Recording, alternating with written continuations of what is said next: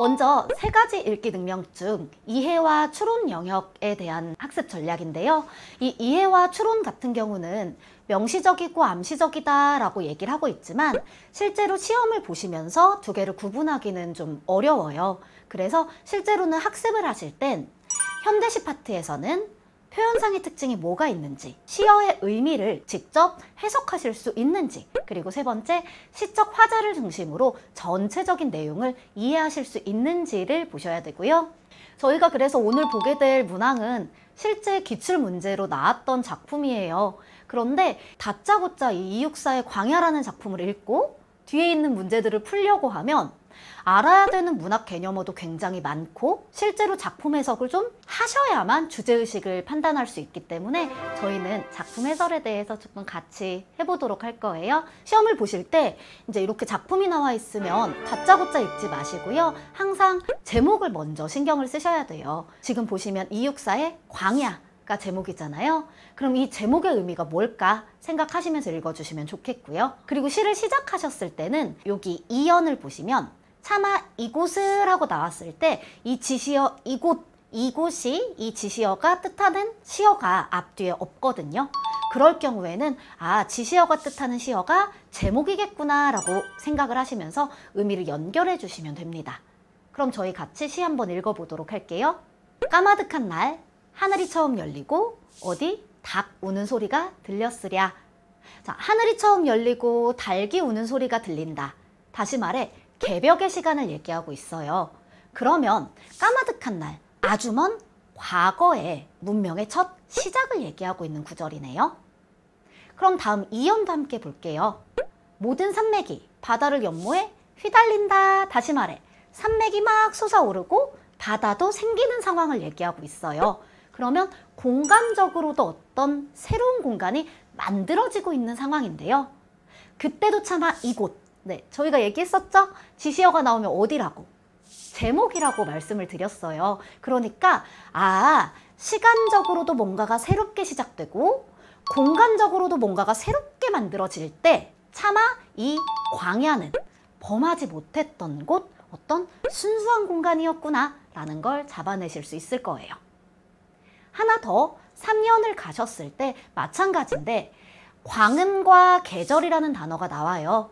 자, 광음, 빛과 어둠이니까 아침과 저녁, 시간을 얘기할 거고 계절, 봄, 여름, 가을, 겨울이 피어서 졌다라고 하니까 역시 시간의 순환을 얘기하겠죠.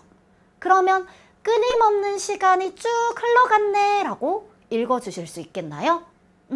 시어의 의미를 해석하기 위해서는 역시 시어가 가지고 있는 사전적 의미 말고도 앞뒤에 있는 끊임없어 혹은 피어서 졌어 라는 수식어와 서술어를 통해서 이 시어의 진짜 의미가 뭘까 한 번 더 생각을 해주시면 좋겠고, 그랬을 때 1년, 2년, 3년을 합쳐버리면 광야라는 공간에 문명이 시작될 때까지의 과정을 여러 가지 시어를 통해서 드러낸 것이었네요.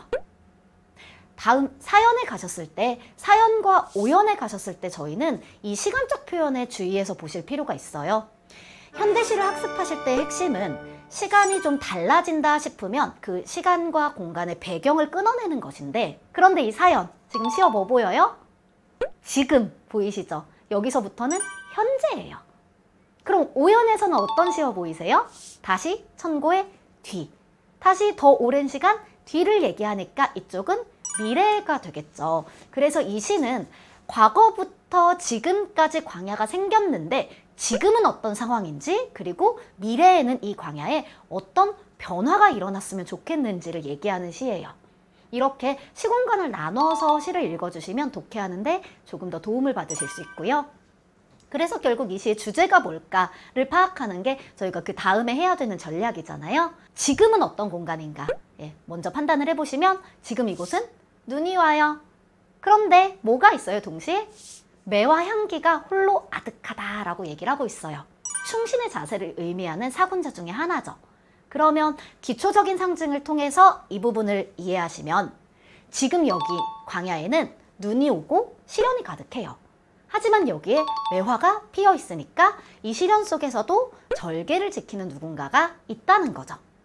그래서 나도 화자 나네요. 나도 여기에다가 씨를 뿌리겠다라는 건 매화의 씨니까 절개의 씨를 내가 여기서 뿌려놓으면 미래에는 노래를 부르는 또 다른 초인이 등장해서 절개나 지조가 실현된 상황을 미래에 꿈꾸게 될 것이야 라는 뜻으로 해석을 하실 수가 있어져요. 사연과 오연을 통해 저희는 이 글의 주제를 잡아낼 수 있어요. 이해되십니까? 네. 이런 식으로 시어의 의미와 관습적 상징, 그리고 1년에서 3년까지의 창조적인 시어의 의미까지도 스스로 학습해 나가시면서 현대시를 접근해 주시면 좋을 것 같아요. 실제로 시험 문제를 보시면요. 5번 같은 경우를 보세요. 시적 공간의 역사성을 강조해. 다시 말해서 공간이 광야다. 그리고 여기가 태초의 시간부터 문명이 시작될 때까지의 시간을 다룬 역사에 대해 얘기했다 라는 걸 모르시면, 주제의식을 못 잡으시면 5번을 해결할 수 있는 방법이 없으시고요. 마찬가지로 선지 3번에 대조적인 시어를 배치하여 라고 나오는데, 눈하고 매화라는 대조의 시어를 미리 알고 있지 않으면 풀어내실 수가 없어요. 그래서 시 해석하는 연습을 평소에 많이 해주시고, 다음으로 선지 1번과 2번에 대한 얘기인데, 1번에 지금 시선의 이동에 따라 라고 얘기를 하고 있는데, 이 글은 하나의 대상을 묘사하고 있는 게 아니기 때문에 1번이 안 될 것 같고요. 마찬가지로 2번 추상적인 대상의 구체화라는 표현, 현대시에서 무조건 동그라미 칠 수 있는 표현이죠. 왜요? 시는 정서를 다루기 때문에 시에 나오게 되는 대상들, 추상적인 대상은 기본적으로 정서나 태도, 추상적일 수밖에 없어요.